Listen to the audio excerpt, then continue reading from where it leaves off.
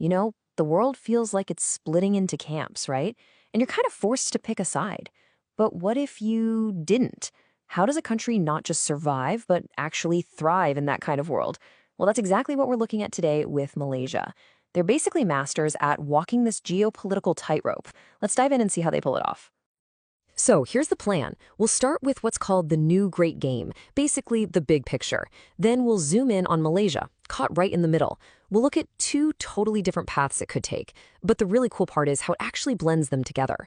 And to wrap up, we'll talk about why this whole balancing act is a pretty big deal for everyone. Okay, so first up, the new great game. What is this thing exactly? Well, think of it as this massive global competition happening right now between the major world powers. And look, this isn't your old school Cold War stuff about just military might. No, this is a battle for influence over, well, everything. We're talking trade, technology, even the fundamental rules of how the world works. So you've basically got two big teams forming. In one corner, you've got the US and its bloc. Their game is all about technology, big investments, and traditional alliances. Then, in the other corner, you have the China and Russia bloc. They're focused on huge trade deals, building massive infrastructure, and, kind of challenging the way things have always been done. This clash creates these powerful currents that every other country, big or small, has to figure out how to swim in. And where is Malaysia in all of this? Smack dab in the middle. I mean, it's right at the crossroads of the Indo-Pacific. Because of its location, it's not just a bystander, it's a really critical piece of the puzzle, a focal point in this whole global contest. So, how do you navigate that? For a long time, Malaysia's guiding principle has been this really simple phrase, friend to all, enemy to none. Sounds nice, right? But behind that simple saying is a super complex and clever strategy. The big question, though, is, can you still pull that off today, in a world that's so divided? And yeah, that's the core problem, isn't it? When the giants of the world are basically demanding you pick a side. You're either with us or against us. What do you do? That intense pressure has really sparked a big debate inside Malaysia, leading to two very different ideas about how to handle it all. All right, let's look at the first option. We'll call it strategic realism. This is the super pragmatic, no-nonsense approach. It's all about one thing, national survival and what's best for Malaysia, period. It's not about ideals, it's about what works in the real world. Yeah, pragmatism first, national interest above ideology. That says it all, really. The mindset here is, forget the big ideological fights between the superpowers. Our number one job is to protect and grow our own country. It's all about getting the best possible deal for ourselves. So what does this look like in practice? Well, the realist playbook is pretty straightforward. You play both sides. You work with the US to get access to their tech and investment. At the same time, you work with China because, well, they're a massive trade partner. The main goals are just crystal clear. Stay out of their fights, make friends with a bunch of different countries so you're not dependent on any one of them, and use groups like ASEAN and BRICS as kind of a safety net to keep your options open. But that's just one way of thinking. There's a totally different approach on the table. This one looks beyond just pure self-interest and thinks about global stability. It's the path of global cooperation.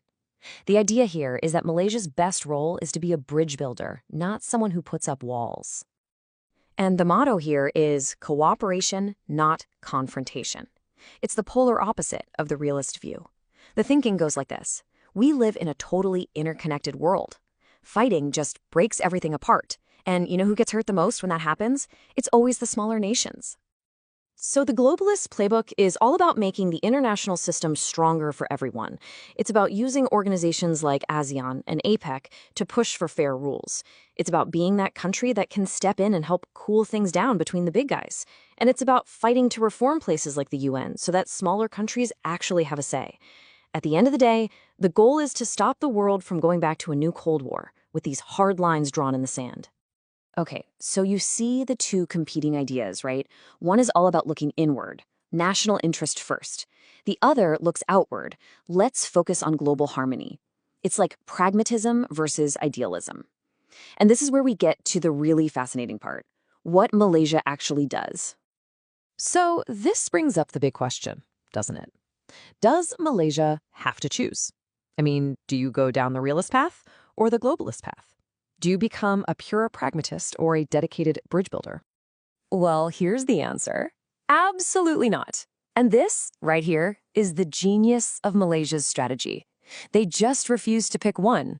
Instead, they walk both paths at the exact same time, mixing them together into one smart, flexible approach. And you don't have to take my word for it. Just look at who they partner with. It's all right there. They're a key member of the CPTPP, which is a trade group full of U.S. allies. But they're also a member of RCEP, the huge trade bloc that's basically led by China. They work with the U.S. and APEC, but at the same time, they're cozying up to the BRICS nations. See, this isn't them being wishy-washy. This is a deliberate strategy. This is multi-alignment. Okay, let's zoom out. What's the lesson here? Why should we care about this beyond just Malaysia? Well, because this balancing act could be a playbook for a lot of other smaller and medium-sized countries trying to find their way in this new competitive world. And if you remember one thing from this, let it be this. Malaysia shows us that being neutral doesn't mean sitting on the sidelines and staying quiet. Not at all. Real neutrality is an active job. It means you are constantly talking to everybody. You're in the room helping write the rules for trade and tech, and you're fighting to keep the whole system open and fair. It's this brilliant idea that the best way to protect yourself is to help protect the system that allows you to thrive in the first place. Which leaves us with a pretty powerful final thought to chew on. In this era that seems to be all about division and picking sides, maybe the real power isn't about being the biggest or the strongest. Maybe it's about being the most connected. In a world of rivals, could it be that being a friend to all isn't a sign of weakness, but the ultimate power move?